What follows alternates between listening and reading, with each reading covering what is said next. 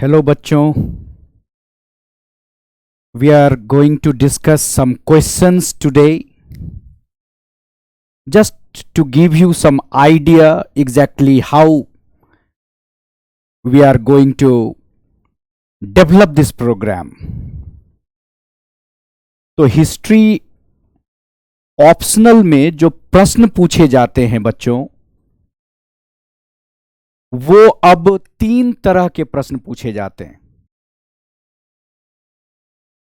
पहला प्रश्न होता है 20 मार्क्स का, दूसरे तरह का प्रश्न होता है 15 मार्क्स का, और तीसरे तरह का प्रश्न होता है बच्चों 10 मार्क्स का। So we have 3 types of questions now in history optional, and then of course we have to write some sites in 30 words, right? तो एक्चुअली आपके एग्जाम में हमें 30 शब्द भी लिखना होता है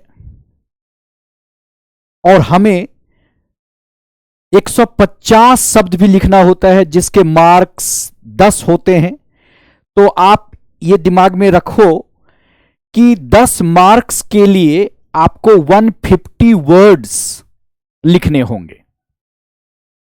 and then we have 15 marks question and then we have 20 marks question. Fine.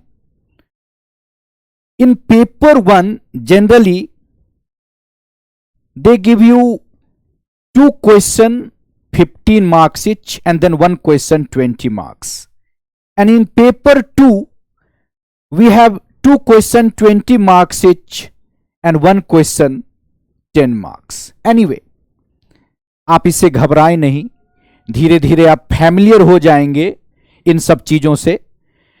आज हम आपको कुछ प्रश्नों के माध्यम से बताएंगे कि कैसे हम हिस्ट्री ऑप्शनल के प्रश्नों को लिखते हैं और किस तरह के प्रश्न पूछे जाते हैं, कुछ उदाहरण से, ताकि आपको एक क्लैरिटी रहे कि क्या क्या हम कर सकते हैं। राइट। तो 2-3 चीजें आपको बिल्कुल समझ में आनी चाहिए कि हिस्ट्री ऑप्शनल में 2 पेपर होते हैं। ये बातें मैंने आपको पिछले 1-2 वीडियो में बताई। हर एक पेपर में 2 सेक्शन होता है, सेक्शन ए और सेक्शन बी, ये भी आपको समझ में आ गई होगी।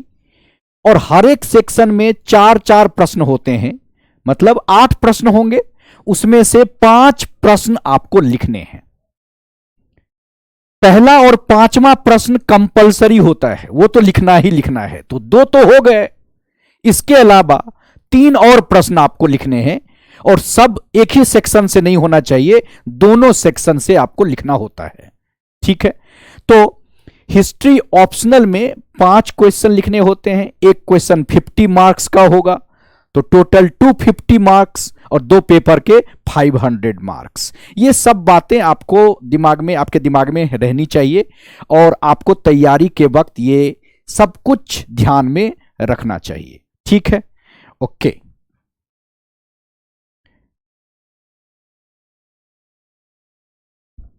तो हम लोग आज एनालिसिस करने वाले हैं कुछ क्वेश्चंस का, प्रीवियस ईयर्स क्वेश्चन का, ताकि आपको कुछ आइडिया हो सके कि हमें लिखना कैसे है, किस तरह के प्रश्न आते हैं। डन। तो जो मैंने आपको बताया कि पेपर 1 और पेपर 2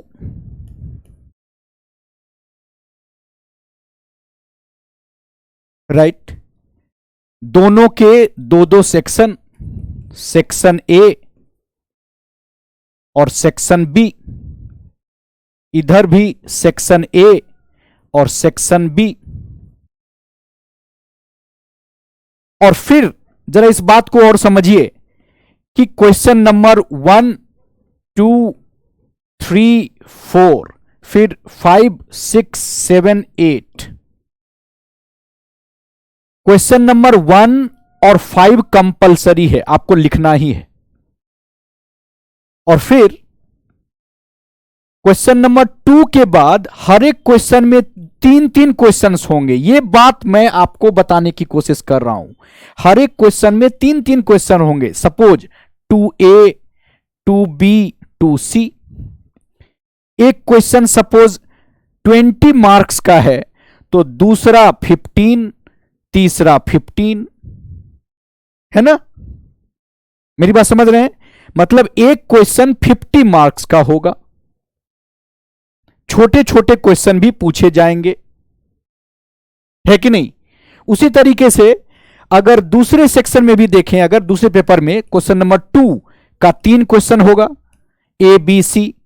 एक 20 मार्क्स का, दूसरा 20 मार्क्स का, तीसरा 10 मार्क्स का। मतलब एक क्वेश्चन 50 मार्क्स का होगा। चूंकि छोटे छोटे क्वेश्चन भी पूछे जाते हैं, 10 मार्क्स के क्वेश्चन भी पूछे जाते हैं, तो दिमाग में रखना है कि एक छोटी सी छोटी टॉपिक पे भी क्वेश्चन पूछी जाएगी। This you have to remember. Even a small topic can be asked. Fine. Suppose development of Sanskrit in Mughal period. Even this kind of question can be asked. छोटे से छोटे टॉपिक भी पूछे जा सकते हैं, क्योंकि 10 मार्क्स का क्वेश्चन भी पूछा जाता है। ठीक है बच्चों? तो सिलेबस को ठीक से समझना है, सिलेबस के हर एक शब्द पे काम करना है, क्योंकि कोई भी एक छोटा सा शब्द सिलेबस का एक क्वेश्चन बन सकता है। यह दिमाग में रखनी है। चलो ठीक, अब मैं आगे चलता हूं। हम लोग 2 क्वेश्चंस लेंगे प्रीवियस ईयर्स के, और उस क्वेश्चन के माध्यम से मैं आपको बताऊंगा कि कैसे हम क्वेश्चंस को अटेम्प्ट करते हैं। एक क्वेश्चन हम लेंगे पेपर 1 से और एक क्वेश्चन लेंगे हम पेपर 2 से। ठीक है? तो बात किया जाए, पहले पेपर 1 का एक क्वेश्चन लेते हैं, समझते हैं। आसान क्वेश्चन लेते हैं, लेकिन राइट ऐसा क्वेश्चन जिसमें कि मैं बता पाऊं कि कैसे लिखना होता है, वो इंपॉर्टेंट है। और धीरे धीरे हम लोग क्लास के साथ बाकी क्वेश्चंस पे भी विचार करेंगे। ठीक है? चलते हैं। तो पहला क्वेश्चन देखते हैं। क्या है क्वेश्चन बच्चों? During the reign of Jahangir Mughal painting reached its zenith. Discuss.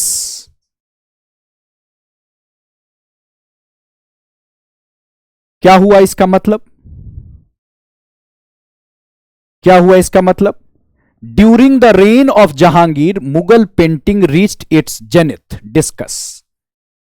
ये क्वेश्चन ऑलरेडी पूछा हुआ है। हम दोनों क्वेश्चन वही ले रहे हैं जो ऑलरेडी पूछा हुआ है और आसान है। राइट, इसको हम लोग कठिन के श्रेणी में बिल्कुल नहीं रखेंगे, आसान है। लेकिन चूंकि आपको समझ में आए, अभी आप शुरू कर रहे हैं, तो ये बात राइट हमें ध्यान में रखनी है।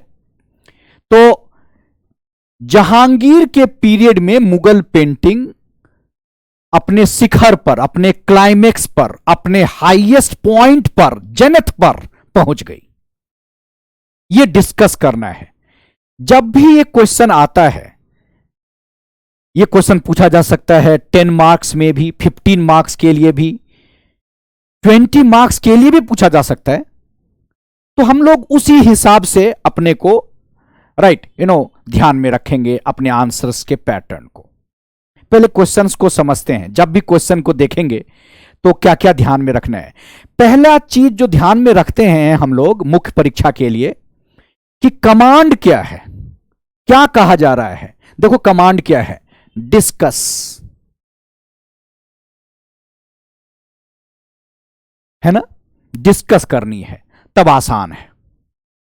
मतलब जो चीजें हैं उनको विस्तार देना है, डिस्कस करना है, एक्सपैंड करना है, राइट? डिस्कस करना है इसको। तो ये कमांड थोड़ा आसान है। ठीक, हम लोग धीरे धीरे देखेंगे और क्या क्या कमांड हो सकता है। एग्जामिन, कमेंट, राइट, बहुत सारे कमांड हैं, वो हम लोग धीरे धीरे देखेंगे। आप उसके लिए अभी से चिंता मत करिए, राइट? तो इसमें डिस्कस करना है, तो मामला थोड़ा आसान है। जरा देखते हैं अब उसके बाद क्या करना है। अब पूछा जा रहा है मुगल पेंटिंग पे, क्वेश्चन मुगल पेंटिंग पे है, मुगल पेंटिंग पे है। तो जब हम मुगल के टॉपिक को कवर करेंगे बच्चों, तो मुगल में बहुत सारे एरियाज पे बात करेंगे, जैसे मुगल की पॉलिटी कैसी थी, मुगल की इकोनॉमी कैसी थी, मुगल की सोसाइटी कैसी थी, और मुगल का कल्चर कैसा था, है ना। तो मुगल को हम लोग अलग अलग भाग में बांटकर देखेंगे, जैसे साइंस में देखते हैं ना, उसी तरीके से मुगल को अलग अलग भाग में बांटकर देखेंगे। कौन कौन सा भाग में बांट के देखेंगे बच्चों? मुगल की पॉलिटी कैसी थी, मुगल का सोसाइटी कैसा था, मुगल की इकोनॉमी कैसी थी, और मुगल का कल्चर कैसा था। और जब कल्चर पे बात करेंगे तो हम लोग बहुत सारे सब टॉपिक पे बात करेंगे, जैसे कल्चर में देखेंगे कि मुगल का आर्किटेक्चर कैसा था, मुगल की पेंटिंग कैसी थी, मुगल का लिटरेचर कैसा था, और अन्य जो एस्पेक्ट है कल्चर का हम लोग उस पर भी बात करेंगे, जैसे मुगल के टाइम में म्यूजिक कैसी थी, यह भी पूछा जा सकता है। ठीक है, तो ये जो प्रश्न है, ये प्रश्न है मुगल के कल्चर के एक भाग से, उस भाग को कहते हैं मुगल पेंटिंग। तो क्वेश्चन मुगल पेंटिंग पे है। तो क्वेश्चन ये है कि जहांगीर के पीरियड में मुगल पेंटिंग अपने शिखर पर पहुंच गई। तो हम लोग सीधे जहांगीर के बारे में बात नहीं करेंगे। समझ में आ रही है मेरी बात? हम लोग इसके आंसर में केवल जहांगीर के बारे में बात नहीं करेंगे। हम लोग देखो क्या फॉर्मेट होगा। हम लोग पहला पार्ट जो होगा इसके आंसर का, पार्ट 1 जो करेंगे, उसमें इंट्रोडक्शन लिखेंगे, इंट्रोडक्शन लिखेंगे, और इस इंट्रोडक्शन में हम मुगल पेंटिंग के बारे में बात करेंगे, मुगल पेंटिंग के बारे में बात करेंगे। ठीक है बच्चों, पहला एक सिंपल सा इंट्रोडक्शन होगा 25-30 शब्द में, और हम लोग पहले मुगल पेंटिंग का बात करेंगे। Abruptly we will not start our answer from Jahangir. Fine, क्या बात करेंगे मुगल पेंटिंग का? हम लोग जोड़ेंगे कि मुगल पेंटिंग पिछले किस ट्रेडिशन को रिप्रेजेंट करता है। हिस्ट्री के आंसर में पीछे से जोड़ना होता है और आगे तक ले जाना होता है। तो हम लोग पहले बात करेंगे कि मुगल पेंटिंग जो है वो कैसे, किस ट्रेडिशन को कैरी कर रहा है। तो जब हम इंट्रोडक्शन लिखेंगे बच्चों, तो इसमें कुछ बातों पे ध्यान देंगे। जैसे अपने इंट्रोडक्शन में लिखेंगे कि Mughal painting miniature painting tradition को रिप्रेजेंट करता है, मिनिएचर ट्रेडिशन को रिप्रेजेंट करता है। मुगल पेंटिंग कोट पेंटिंग को रिप्रेजेंट करता है। हम लोग लिखेंगे कि मुगल पेंटिंग इंडियन और फॉरेन दोनों ट्रेडिशन के सिंथेसिस को रिप्रेजेंट करता है। सो इंडियन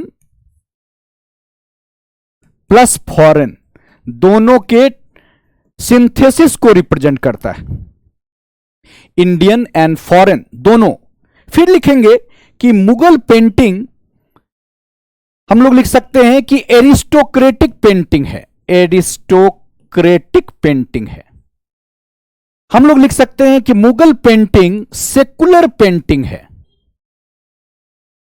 ये सारी चीज कम से कम शब्द में हम लोग एक इंट्रोडक्शन देंगे। एक्चुअली हम लोग लिखेंगे कि मुगल पेंटिंग का जनरल नेचर क्या था या जनरल फीचर क्या था, जनरल फीचर क्या था, हम लोग एक इंट्रोडक्शन देंगे। ठीक है, सिंपल शब्द में, साफ साफ, किताबी भाषा में नहीं, जो पूछा जा रहा है उसी के अनुसार। तो हम लोग मुगल पेंटिंग पे सवाल है तो पहले उसको इंट्रोड्यूस करेंगे और आप अपने शब्दों में इंट्रोड्यूस करेंगे। इसमें कंटेंट क्या होगा ये मैंने बता दिया।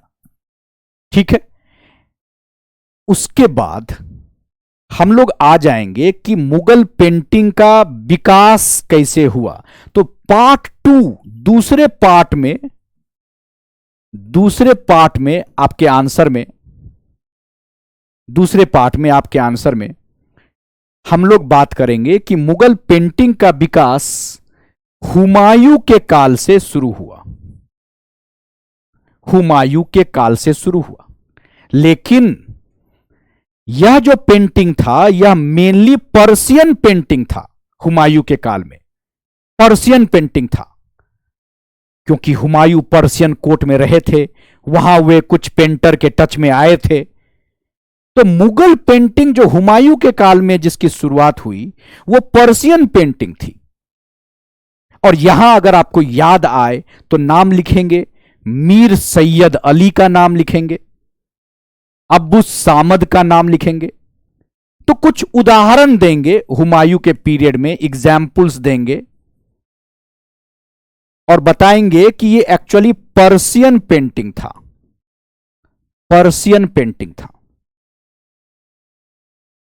ठीक है, तो बिगिनिंग जो मुगल पेंटिंग की हुई ये तो हुमायूं के टाइम में हुई, लेकिन लिमिटेशन इसका क्या है कि ये तो पर्शियन पेंटिंग है।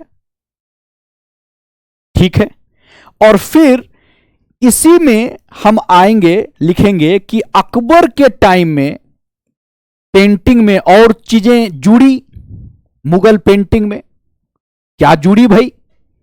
तो अकबर के समय में मुगल पेंटिंग में एक अच्छी बात यह हुई कि एक अलग से पेंटिंग डिपार्टमेंट बना, जिसको हम लोग कहते हैं कारखाना इस्टेब्लिश हुआ। कारखाना, कारखाना इस्टेब्लिश हुआ। फैक्ट्री नहीं लिखेंगे, कारखाना लिखेंगे। कारखाना, पेंटिंग का एक अलग कारखाना इस्टेब्लिश हुआ। और इसमें इंडियंस पेंटर को सैलरी देके रखा जाने लगा। तो अकबर के समय में क्या अच्छी बात हुई, एक इंडियन पेंटर्स को रखा जाने लगा, जैसे दसवंत, बसावन। अगर नाम याद रहे तो बेटर है। दसवंत, बसावन, ये दोनों बहुत पॉपुलर पेंटर थे अकबर के कोर्ट में। ऐसे ऐसे बहुत सारे पेंटर को अकबर ने रखा, सैलरी दिया। उनका काम क्या होता था? इलस्ट्रेट करना, हमजानामा, रज्मनामा इलस्ट्रेट करना। तो अकबर के टाइम में चीजें और विकसित हुई, पेंटिंग डिपार्टमेंट बना, तस्वीर खाना बना, कारखाना अलग से स्टैब्लिश किया गया, और कुछ यूरोपियन प्रभाव भी होने लगा। यूरोपियन प्रभाव भी होने लगा, राइट। जैसे दूर और नजदीक का जो पेंट करने का तरीका होता है, पर्सपेक्टिव, वो डेवलप होने लगा। तो अकबर के समय में ही पेंटिंग का विकास होने लगा। लेकिन अकबर के काल में सब लोग मिलकर पेंटिंग करते थे, कलेक्टिव वर्क था, इलस्ट्रेशन करते थे। तो what exactly was the limitation of Akbar's period?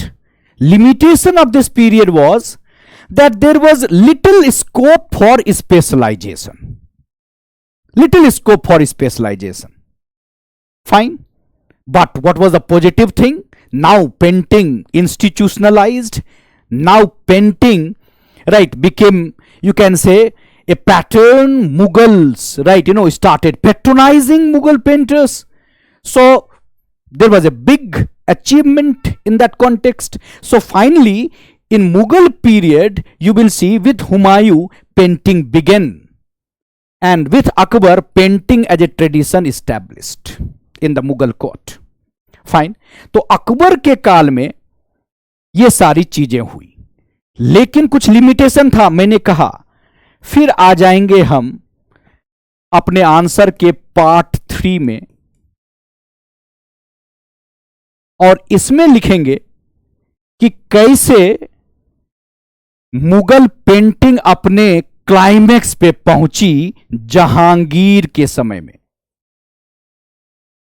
यह हमारा सबसे बड़ा पार्ट होगा आंसर का। It would be the biggest part, probably most important part.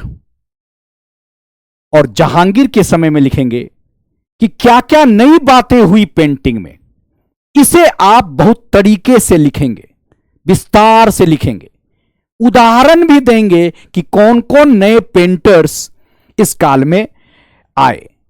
तो जहांगीर के समय में पेंटिंग अपने क्लाइमेक्स पे पहुंची। आप कैसे लिखेंगे भाई? पहली बात लिखेंगे कि जहांगीर के समय में एनिमल, बर्ड्स, फ्लावर्स, इसकी पेंटिंग शुरू हो गई, पहली बात। दूसरी बात, जहांगीर के समय में नेचर को प्रायोरिटी दिया जाने लगा, दूसरी बात। तीसरी बात, जहांगीर के समय में पोर्ट्रेट पेंटिंग का विकास हुआ और खासकर जहांगीर के पीरियड के बहुत सारे इवेंट्स की पेंटिंग बनाई जाने लगी, पोर्ट्रेट पेंटिंग। चौथी बात लिखेंगे कि जहांगीर के समय में पेंटिंग और ज्यादा रिफाइंड हो गई, उसी चीज को जरा बेहतर तरीके से किया जाने लगा। अगली बात, जहांगीर के समय में लाइट कलर यूज किया जाने लगा, और ब्रश वर्क जो था वो भी फाइनर था, ब्रश वर्क भी बहुत फाइन यूज किया जाने लगा। तो धीरे धीरे जहांगीर के समय में पेंटिंग निखरती चली गई। फिर लिखेंगे तो वो सारे फीचर्स आप बताएंगे जहांगीर के समय में, इसको इलैबोरेट करेंगे और फिर लिखेंगे कि ऐसा क्यों हुआ, why this kind of development in Jahangir period. तो आप लिखेंगे क्योंकि जहांगीर खुद अच्छे चित्रकार थे, है कि नहीं? जहांगीर अच्छे चित्रकार खुद थे, उनको स्किल था। कहा जाता है तुजू के जहांगीरी में, वो कहते हैं कि अगर वो कोई चित्र देखते थे तो पहचान लेते थे कि कौन सा भाग किस चित्रकार ने किया है। तो जहांगीर को एक्सपर्टीज थी, तो जहांगीर खुद स्किल्ड थे। तो जहांगीर चूंकि खुद स्किल्ड थे तो और खुद इंटरेस्टेड थे, दोनों बात लिखेंगे। जहांगीर चूंकि स्किल्ड खुद थे and he was deeply interested in painting, so therefore painting flourished. And then there was stability also. I hope you understand. Jahangir के समय में स्टेबिलिटी आ गई थी, इसके लिए भी जहांगीर पेंटिंग पे ज्यादा ध्यान दे पाए। तो इस कारण से जहांगीर के समय में पेंटिंग का विकास हुआ। फाइन। लेकिन जहांगीर और फिर जहांगीर के समय में कुछ उदाहरण भी आप लिख सकते हैं, जैसे उस्ताद मंसूर, एक्वा रिजा, अबुल हसन, ये सारे बहुत इंपॉर्टेंट नाम हैं। उदाहरण देने से और ज्यादा अच्छा है, तो ये सारे नाम देंगे और फिर लिखेंगे पार्ट 4 में लिखेंगे कि शाहजहां के समय में तो पेंटिंग चलती रही लेकिन वो रिफाइनमेंट नहीं दिखी और ब्राइट कलर का यूज किया जाने लगा, ज्यादा डेकोरेशन पे ध्यान दिया जाने लगा। तो धीरे धीरे पेंटिंग का स्तर गिरने लगा। लेकिन शाहजहां के समय में पेंटिंग चली। और फिर जब हम औरंगजेब के पीरियड में आते हैं तो पेंटिंग और पेंटर्स मुगल कोर्ट को छोड़ने लगे। Painting lost much of its, you can say earlier qualities। तो धीरे धीरे पेंटिंग का ह्रास होने लगा मुगल कोर्ट से, और मुगल कोर्ट के बाद कोर्ट से लोग जाने लगे और बहुत सारे रीजनल पेंटिंग की का विकास हुआ, जैसे राजपूत पेंटिंग, पहाड़ी पेंटिंग, डेक्कन पेंटिंग। तो औरंगजेब के काल में आते आते पेंटिंग का आप देखेंगे कि डिक्लाइन होना शुरू हो गया। ठीक, तो Mughal painting reached it's climax. तो कंक्लूजन आप इस आधार पे लिखेंगे कि कैसे मुगल पेंटिंग की शुरुआत तो जरूर हुमायूं और अकबर के समय में हुई, लेकिन वो शिखर पे पहुंची जहांगीर के समय में, और उसके बाद इसका डिक्लाइन होने लगा। तो एक छोटा सा कंक्लूजन भी आप आराम से लिख सकते हैं। ठीक है बच्चों, आप ये समझ रहे हैं कि हिस्ट्री में कैसे चीजों का डेवलपमेंट होता है। हमारे आंसर्स में भी वो फ्लो दिखना चाहिए और चीजें सरल होनी चाहिए, और डिपेंडिंग ऑन द वर्ड, इसी बात को अगर 150 शब्द में लिखना है तो आप कम से कम पॉइंट लिखेंगे, राइट, इलेबोरेट कम करेंगे। आइडिया सेम होनी चाहिए, लेकिन अगर ज्यादा लिखना है तो इसी बात को आप इलेबोरेट करेंगे। ठीक है, बात समझ में आ रही है? तो जब भी हम लोग मुगल पेंटिंग पे क्वेश्चन करते हैं तो दो चीजें ध्यान देते हैं कि मुगल पेंटिंग का ग्रोथ दिखाना होगा आपको, राइट। कैसे हुमायूं के समय में ग्रोथ होना शुरू हुआ, अकबर के समय में ग्रोथ हुआ, और धीरे धीरे ये जहांगीर के समय में, राइट, आप देखेंगे कि अपने शिखर पे पहुंच गए, और धीरे धीरे जहांगीर के बाद डिक्लाइन होना शुरू हो जाता है मुगल पेंटिंग। तो आपके आंसर में ये चीजें दिखनी चाहिए कि कैसे ग्रोथ हुआ, फिर बड़ा पार्ट होगा जहांगीर का, और फिर लास्ट पार्ट होगा जहांगीर के बाद क्या हुआ उसका।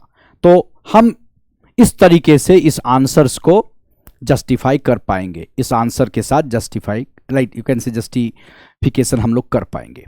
ठीक है, ये बातें ठीक है। अब हम लोग एक और उदाहरण लेते हैं। एक मैंने कल्चर से उदाहरण लिया, सिंपल शब्द में, बिना इसको टेक्निकल बनाए। एक और उदाहरण लेते हैं वर्ल्ड हिस्ट्री से, विश्व इतिहास से, ताकि वो भी आप समझे कि किस तरह का प्रश्न आता है। देखा जाए तो अगला जो क्वेश्चन है वो है विश्व इतिहास से। ये भी क्वेश्चन 2 बार पूछा जा चुका है यूपीएससी से। आपको पता होगा यूपीएससी, राइट, क्वेश्चन को हिस्ट्री में तो खासकर रिपीट करने लगी है। ये एडवांटेज है हमारे लिए।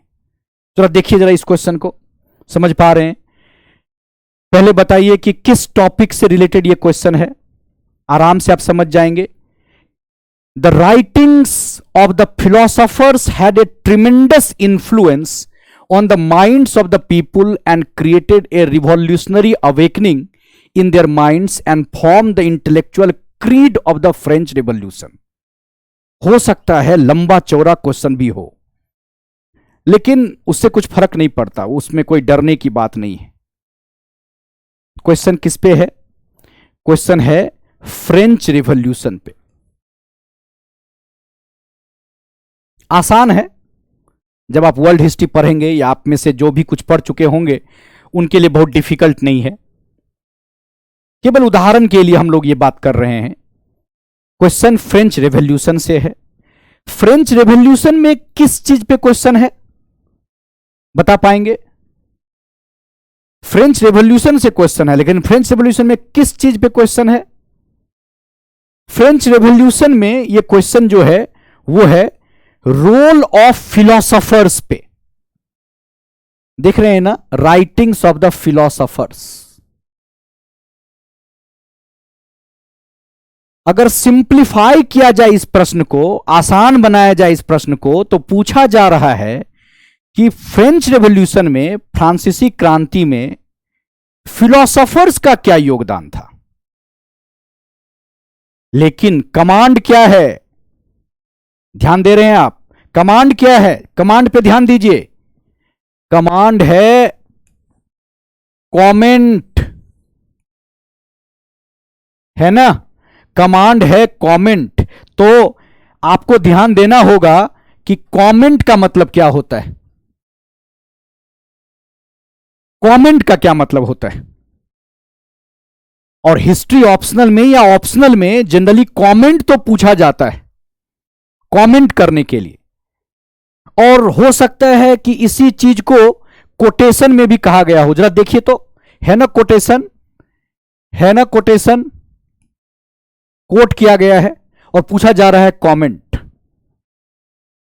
कमेंट का मतलब है कि इस स्टेटमेंट के बाद, इस स्टेटमेंट से या इस स्टेटमेंट पर आपका क्या व्यू पॉइंट है, what's your view point, what's your observation.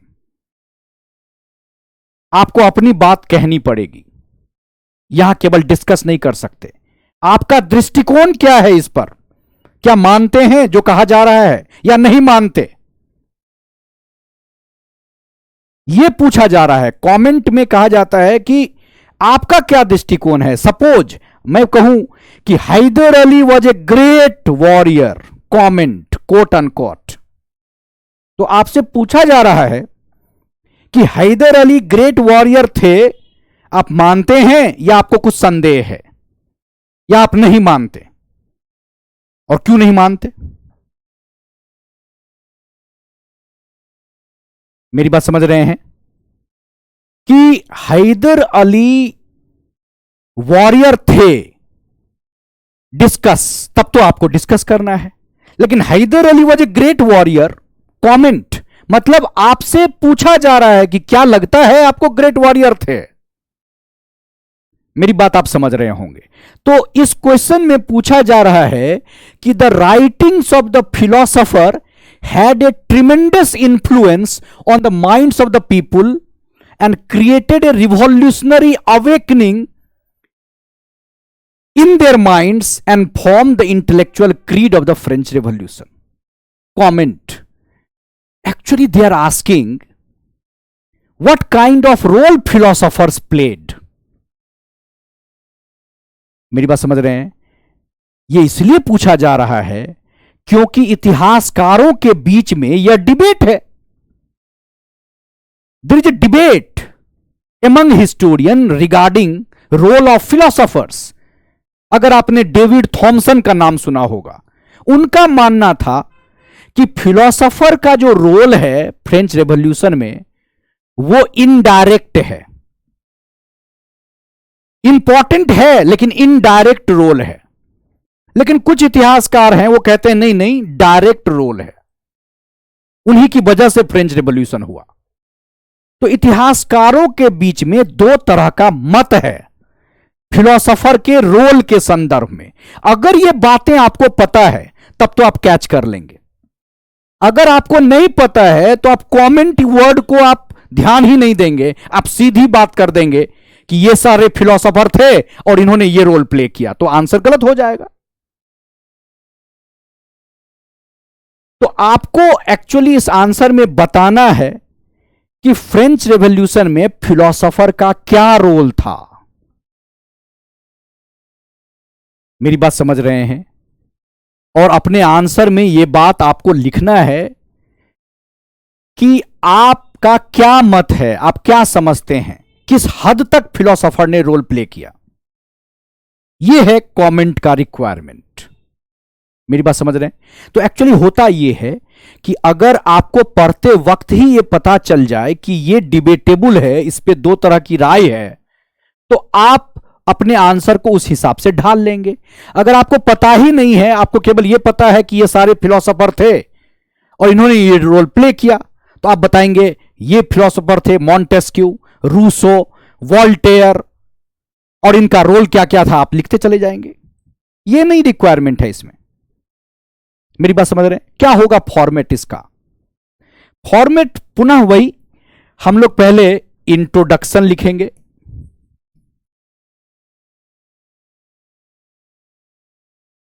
Introduction लिखेंगे, फ्रेंच रेवोल्यूशन को इंट्रोड्यूस करेंगे, फ्रेंच रिवॉल्यूशन को इंट्रोड्यूस करेंगे। सीधे नहीं आ जाएंगे फिलोसोफर पे, फ्रेंच रेवोल्यूशन को इंट्रोड्यूस करेंगे। आप लिख सकते हैं सिंपल कि French revolution was a greatest event of world history. आप लिख सकते हैं कि it was not merely a local affair.